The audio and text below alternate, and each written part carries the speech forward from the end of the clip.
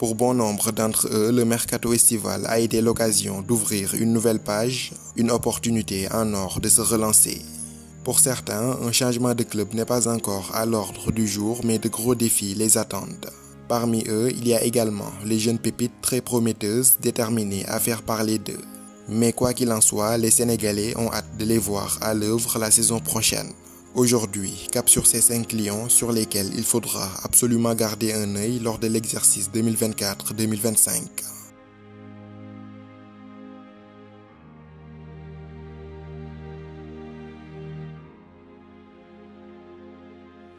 Leader dans l'âme, expérimenté, solide comme un roc, intraitable au duel, ancien capitaine d'un club de Bundesliga et élément précieux dans le dispositif défensif de l'une des toutes meilleures sélections d'Afrique, le Sénégal. Moussa Niakhaté, en dépit d'une fin de saison compliquée à Nottingham, reste et demeure un excellent défenseur. Le genre de profil qui coûte cher à tous les clubs qui veulent s'attacher ses services.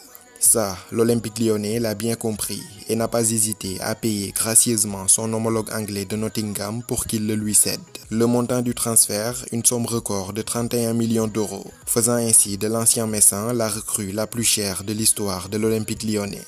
À Lyon, Moussa Niakhaté sera bien sûr attendu au tournant. Ses performances seront sans doute passées au crible. Dans une équipe lyonnaise relativement jeune, Moussa Niakhaté, au-delà de stabiliser l'arrière-garde, devra aussi jouer le rôle de leader, de grand frère et de meneur d'hommes. Et dans cet exercice, le natif de Roubaix est particulièrement à l'aise. Son exemplarité et son professionnalisme en font un joueur respecté et dont la parole aussi rare que précieuse pèse dans un vestiaire. Et en parlant de vestiaire, son intégration s'est faite très rapidement. Il y est particulièrement apprécié. Pour le défenseur central de 28 ans, le défi s'annonce fascinant. L'Olympique lyonnais, ce grand club français, veut retrouver son lustre d'antan et rejouer les grands rôles en Ligue 1. Le gros transfert de Moussa Niakhaté, la récente signature de l'un des meilleurs buteurs du récent Euro, en la personne du Géorgien Georges Mikotadze. Combiné au retour des anciens de la maison comme Lacazette et Tolisso lancent les bases de ce nouveau projet. Moussa Niakhaté sera l'un des fers de lance de ce lion New Look. Il sera surtout l'une des grandes attractions de cette saison du côté de l'OL.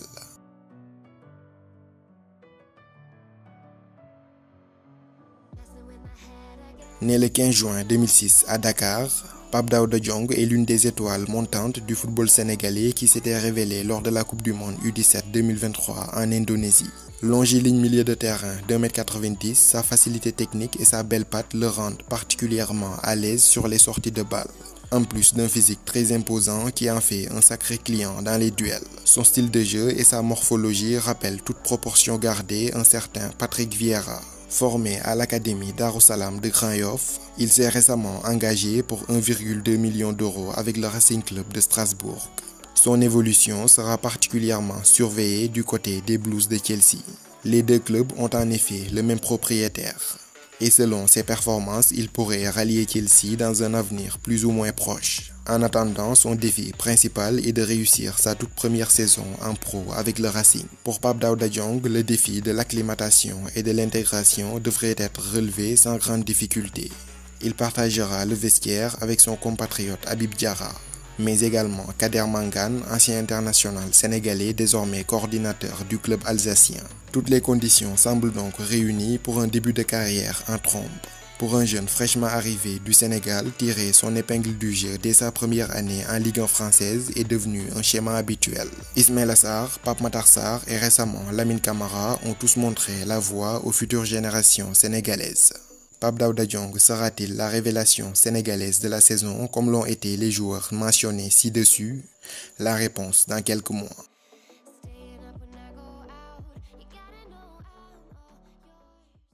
Espoir très prometteur lors de son passage au Havre, la signature de Pape Alassane Gueye à l'Olympique de Marseille semblait être le tremplin idéal pour le propulser vers les tout meilleurs clubs.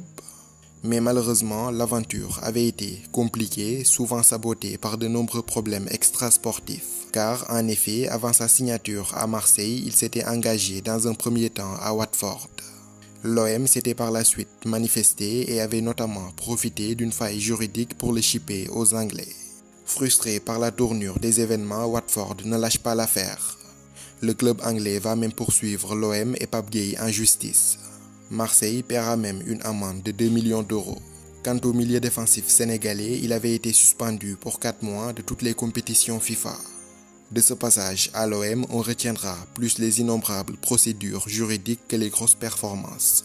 Doté d'une grande capacité de récupération, d'une excellente qualité de passe, dans le jeu court comme dans le jeu long, Pape Gueye a du potentiel mais ne s'est jamais imposé au sein de l'entrejeu du club phocéen. En fin de contrat avec l'OM, il s'est engagé cet été avec Villarreal. Joueur de ballon très à l'aise techniquement, il a rejoint un championnat qui semble parfaitement matché avec ses qualités. D'ailleurs, dans le passé, il avait connu un passage plutôt réussi au FC Séville, où il avait été prêté pendant 6 mois par l'OM. 6 mois où il avait montré sa plus belle facette. Ces 2 dernières années ont été compliquées pour l'ancien joueur du Havre, sa valeur marchande en a même pris un coup. Sur le site spécialisé Transfermarkt, il ne vaut désormais que 6 millions d'euros. Les soucis d'ordre juridique sont maintenant rangés dans les tiroirs de l'oubli. Le champion d'Afrique 2022 peut désormais garder tout son focus sur les rectangles verts. Cette signature à Villarreal est donc l'occasion idéale d'exploiter pleinement ses qualités. À 25 ans, c'est encore un jeune joueur qui peut viser encore plus loin et qui peut même prétendre à une place dans les clubs de plus haut standing. Viser haut passe forcément par un passage réussi à Villarreal. Arrivera-t-il à se métamorphoser, se transcender et devenir la meilleure version de lui-même comme ce fut le cas à Séville? C'est la question que tout le monde se pose. Une chose est sûre, une saison très intéressante se profile à l'horizon pour Pape Gueye.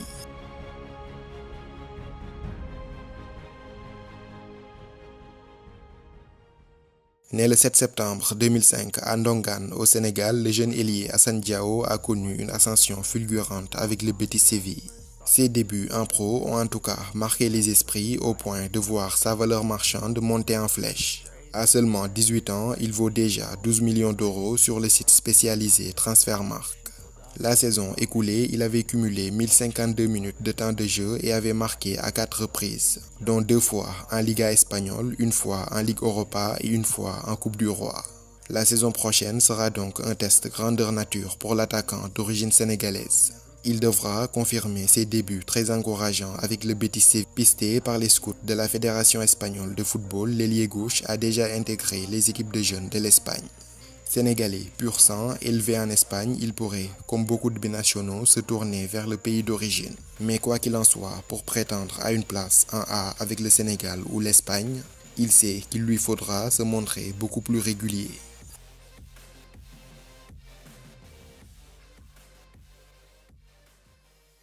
Où jouera Boulaye Dia la saison prochaine? Restera-t-il à la Salernitana ou ira-t-il à la Lazio de Rome? L'identité de son futur club est encore très floue.